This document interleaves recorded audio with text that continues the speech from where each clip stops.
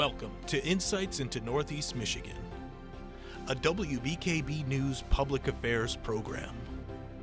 Insights deals with the issues affecting those within the community, as well as Northeast Michigan and the state. And now, Insights into Northeast Michigan. Welcome to Insights. I'm Sherry Stewart. On today's episode, we're talking about the concept of a beloved community. It's one of the many ideas that the great civil rights leader, Dr. Martin Luther King Jr., often wrote and spoke about.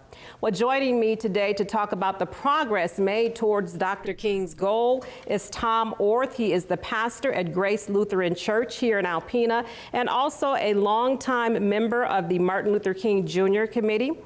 And also joining us for this conversation is nationally acclaimed and award-winning storyteller, LaRon Williams, who was only here a week ago, I guess virtually in Alpena, LaRon, to be the MC, if you will, for the Mlk Committee's virtual workshop, actually entitled Creating a Beloved Community. So welcome to both of you gentlemen, and thank you for joining us today. Thank you so much. Thank you very much for having us. Well, Pastor Orth, I want to start with you. Tell me a little bit more about the Mlk Committee. I know you've been around for over 10 years. Tell me about the work that you do, and I will let everyone know that I'm also a volunteer on the committee, but just let everybody know the background of the committee and why you think your work is so important. The committee came about because in years past, there was not MLK Day off as from the schools and the like. And we originally had an educator in town, Dr. Greg Adamus, who wanted to have something done on that day. And so we did activities on Martin Luther King Day. We did some things at the college. We had programs during the evening. Some years we had some things happening in the Alpena public school system too. And that's been our emphasis over the years of having something to recognize the day. The last 3 years, we have had deliberately substantial programs in the school systems. For several years, Thunder Bay Theater produced a program to go into the school system. Last year, we brought LaRon in to the school system and had a very successful week with him. And he challenged us. He prompted us to do more than we had been doing. And the enthusiasm coming out of his time with us, including doing a public program during the week he was in residence, has this year motivated us to do many more things on the MLK committee here.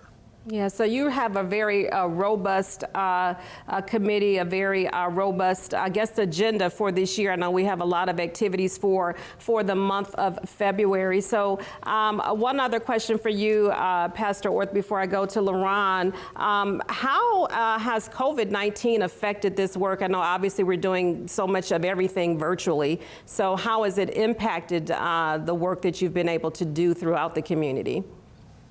Well, our original conversations with LaRon were to come back again to do a week in the school system and getting elementary, junior high, and high school, our hope this year. And our original plan had been to have the in-person day workshop. And so it changed things completely. The blessing, the gift of, I guess, of it is that I think we had some people participate who wouldn't have participated if it had been in person. And so you have that balance. You lose some things of in person, but then you have the possibilities of more. Yeah, that's an interesting point. And we'll talk a little bit more about the workshop as we get into our conversation a bit. Well, LaRon, your bio states that you have a commitment to justice and peacemaking. Tell me about that. How do you actually do that in your work and you using storytelling to reach people? Yeah. Well, I work in a variety of different ways, not only the storytelling, but also I'm a member of various organizations. I helped to co-found one organization that's called Washtenaw Faces Race, Washtenaw, the county where I live. And we've worked on a variety of different presentations. Our purpose is to get the community, the local community, actively involved in discussing issues related to race, and to do that not just on a piecemeal or part-time basis, but on an ongoing basis, and to more thoroughly examine those issues. But I also do it through my career as a storyteller. Every story that I tell has some sort of message that relates to social justice in one way or another. be it collective problem solving or having faith that we'll move forward together, those kinds of things. So every story, even the stories that I have for tiny children, allude to those kinds of pro-social messages. I also spend a lot of time putting together the kind of workshops that I'm happy to see are starting to develop in Alpena and the surrounding area. So I have a book study group that I conduct on a monthly basis. I have a regular film study series, and I just every time I'm out, I'm talking about it. Well, that's a great segue, Laron, into the workshop itself. Pastor Orth, the workshop was entitled Creating a Beloved Community, held virtually just a week or so ago. What was the committee's objective in wanting to host this workshop at this time in Northeast Michigan? Well, I think that we wanted to bring information about racial relations in this country, about racial justice in this country, and for us to understand more. We obviously are not a diverse area. And so, but we are part of the country and part of the issues going on throughout the country. And we wanted to learn more, but also, unfortunately, in talking to people of color who have been in Alpena, I know that they've had experiences here and things to deal with here. And so we wanted to bring some information, bring some resources, bring some education to the community, and to gather people around that wanted to talk about this issue and wanted to be involved in this issue and give us the resources to be able to do that. Well, we have to take a break, but when we come back, Pastor Orth and also Laron, we want to talk about, well, how then do we have those sensitive conversations in the environment that we live and the times that we live and make them productive? So we'll take a break and we'll come back right after this. Insights will return after these messages.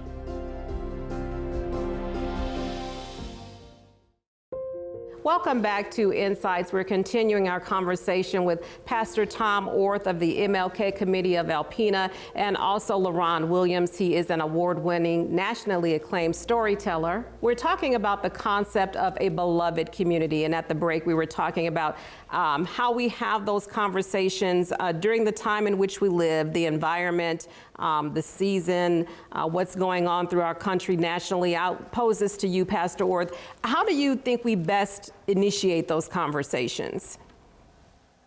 I think we just do need to talk about them. We need to say, this is my experience of dealing with some things, or this is what I feel about some issues. And we just start to have them. I think one of the benefits of the workshop was it gave us some information to talk about and to use in having those conversations. And so I think it's really important when the topic comes up, people are comfortable enough to say, this is what I feel about it. This is what I've experienced about it. And, you know, let's talk comfortably and safely and together about it. And Laron, I know in your workshop, you introduced us to a lot of different concepts, and I thought one of them was the explanation of a couple of terms. You said that racism is not the same as racial prejudice or racial discrimination. Can you explain the difference between those two terms? Sure. Yeah, you know, having done this for a number of years, one of the things that I quickly discovered was that frequently people are using certain words to talk about what they think is a certain idea. And then they'll be having a conversation with somebody else who's using the same term, but that person has an entirely different idea in their mind about what they're discussing. So I decided quickly that it was important for us to have some sort of shared vocabulary for dealing with the subject. And in some cases, we were creating a new vocabulary because it didn't exist at the time. You know, even though racial issues affect our lives tremendously, there is no place, and there still isn't, no place where you can go to the kindergarten of racial awareness in the first grade, second grade, third grade, all the way through PhD in racial awareness. That just doesn't exist. So there's nothing to harmonize the discussion. So we had to do that ourselves. So I am a strong proponent of making distinctions between the ways that we actively live certain ideas, and the ways that we hear about them from how do I say this politely? Let's call it the signaling of society. I wanted to use the word propaganda, but I won't. But the signaling that society gives to us, because society teaches us certain things about how racism works and what it looks like and what we can expect and so on. So I make a distinction between racism as system, as a larger system or network of institutional systems. And it takes place on the systemic level. Actually, it takes place on several levels, but it includes the systemic level. And one of the levels on which it plays itself out is the personal level. So there are different areas of the personal. There's that internal personal, like your ideas, your beliefs, your feelings, etc. And then there's the relational personal, which is interpersonal relationships. And then cultural level, which surrounds all of us. And then finally that systemic institutional level. So I make a distinction between the first three levels and that final uppermost level, because the first three levels are what I call shared levels. They reflect the shared racial milieu that we live in. So there are terms that go along with those first three levels. And you mentioned discrimination, I believe, if I heard. So discrimination takes place on those lower three levels. Discrimination really is just the capacity to make distinctions between different things, but you can use it in a negative way, and so you can seek to exclude people based on the differences that you perceive. So that's discrimination. There also are terms that also take place on that level, like prejudice, which is an internal system of beliefs, or bias, which is like prejudice. And then again, when you get to the top, I'm talking about racism. So I don't call individual people racist because they are not the institutional system. They reflect the other aspects of it. I hope I'm making sense. Yeah. So there are, when you use the words accurately, you asked the question earlier about creating safe environments. So participants in my workshops and in my sessions know that they're not going to be called racist. For one thing, it's a volatile term. Right, and it is. Again, it's inaccurate to call individuals that term. I say that they are complicit with racism, or sometimes, very, very rarely, I might get somebody who believes in the system of racism, in the hierarchies of race. They believe that they represent a group that's better, or they believe that there are groups that are worse, and those people are called bigots. So if you're consciously aware of your feeling about better and worse, and you consciously are willing to discriminate, that's called bigotry. So on occasion, I might have somebody who says, well, I believe that whoever is worse than I am. So I'll say, well, that's bigotry, and that's what you're practicing. But I don't use the term racist. It's just too emotionally charged, and it's inaccurate. It is, it is. Well, tell me this, it sounds like, and this is to either of you, that a lot of the work that has to be done surrounds itself around someone's personal belief. So if that is in fact the case, then how do we know if we're actually moving the needle or changing the temperature in the room? How do you actually know that the work that you're doing is having an impact, and certainly a positive impact, because that's what we all want, is we're talking about creating a beloved community? I can start. So one of the results is that you'll see greater involvement on the part of community members. People will start to ask, as they did last week, what can I do? Right, we did get that question. Yeah, hearing that question always makes me feel heartened, because it means they're willing to go beyond simply attending a workshop or simply reading a book or something. The willingness to become involved indicates that the needle has moved. The size of the groups indicates whether or not the needle has moved. And the demand, just the increase in demand to do something, or just going from the place where King Day is not a holiday to going to the place, or not a day off from school to the place where King Day is a day off from school, those things indicate movement. Well, Pastor Orth, I want to pose that question to you as well. I'll let you answer that when we come back from this break. Insights will return after these messages.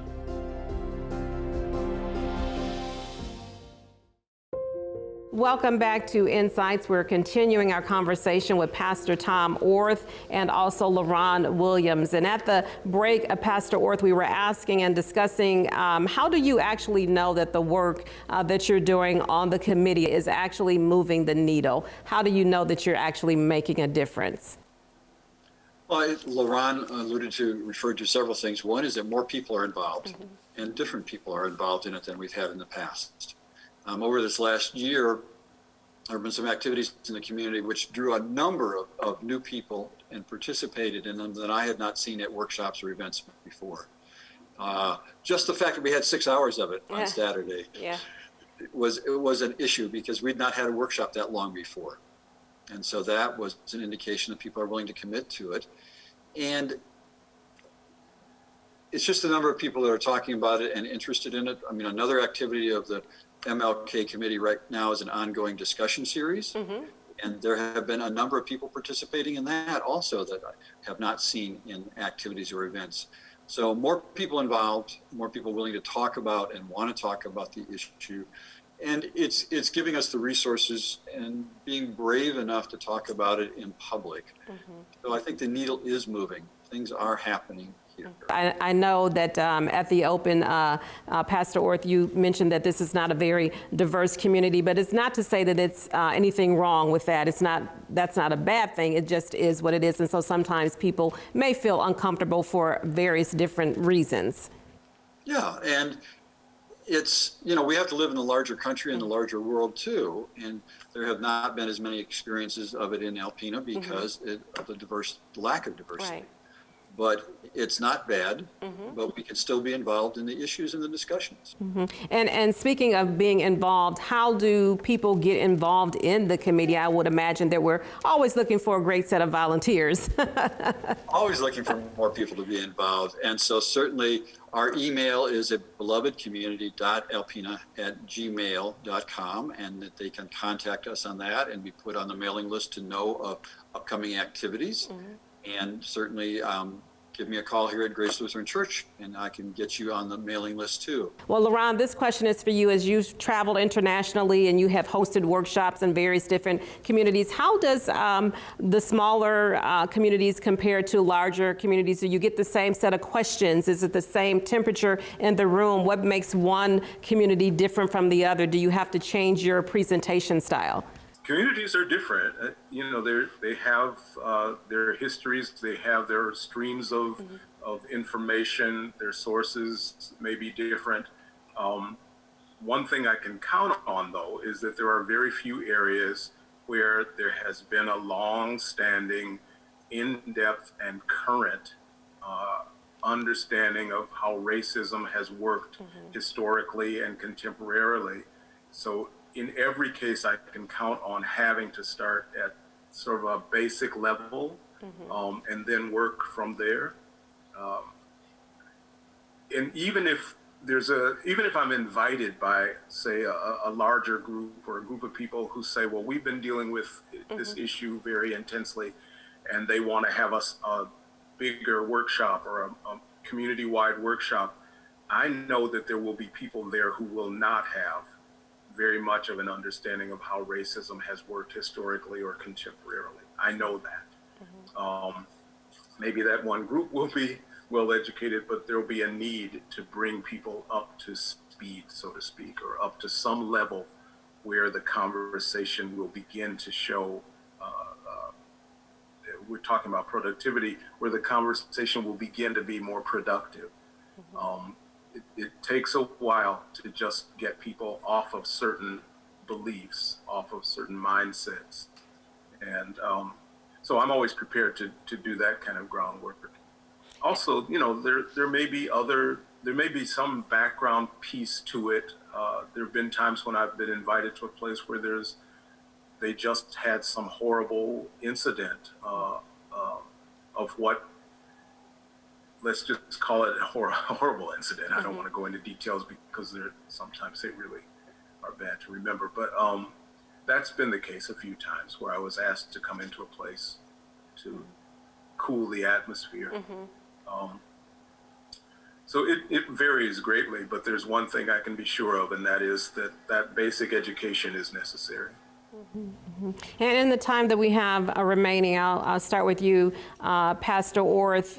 In the climate that we're in and the politics, the political season, the election, and that whole journey that we're hoping to exit soon. What are your thoughts in terms of where we go now? What would you like to see in the community? Would you like to see more people participate? What exactly would you like to see, and what is the dialogue that you think would be most productive as we try to move forward?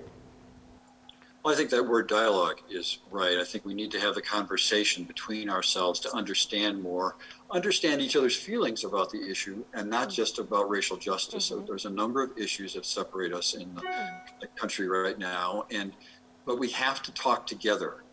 If we don't talk together, we are not going to be going forward together. We have to find a way to have our differences together and understand each other. And so that is certainly a hope of mine for the future, but that we do it with some more understanding and some more knowledge. And because we're not a diverse community, we need to have the experiences of people who have suffered under racism to be told to us, explained to us, so that we can have that sense of things too. Very good. And LaRon, you'll have the last say, I guess. What would you like to see as we move forward in this country? What types of discussions or dialogue would you like to see us have, or what would you like to be a part of? The phrase that comes to mind is no fear. We live in such an atmosphere of fear around building bridges, around going through existing barriers. And a lot of it comes from the cruelty and violence of our past, and the cruelty and violence of the ways that racial hierarchy has been maintained. It's not an easy conversation to have. And that's why I always emphasize the creation of safe spaces. That's not to say that there will be comfortable spaces, because one of the ways that the hierarchy of race is maintained is by convincing us that we should be able to be comfortable when we talk about it, and thereby not making any progress. If you stay in your box, then you don't push against your comfort levels, then you don't necessarily learn anything. So I say that we'll create safety around the discussion, but you've got to be at least a little bit uncomfortable to really get into the discussion and to really get into making changes. These are not issues that do not involve power and control. And so when you start to push against those power structures, there's pushback, and it will necessarily be uncomfortable. But the discussion is important because the hierarchy of race stunts all of our lives, and it separates people who otherwise have a lot in common. We live with, many of us, with very common conditions, but we don't come together to talk about what keeps us from achieving our collective goals, as long as we think we're so different. Right, we're far more alike than we are different, and I guess that's a good place to leave it. Well, I want to thank both of you guys for joining us today. We've been chatting with LaRon Williams and Pastor Tom Orth of the Mlk Committee of Alpena, talking about how to create a beloved community. And that does it for this week's episode. If you have a question, a comment, or a story idea, we'd love to hear from you. You can email us at news@wbkb11.com. I'm Sherry Stewart. Thank you again for watching, and have a great week. Insights into Northeast Michigan is produced by WBKB News. This has been a production of Thunder Bay Broadcasting Corporation. All rights reserved.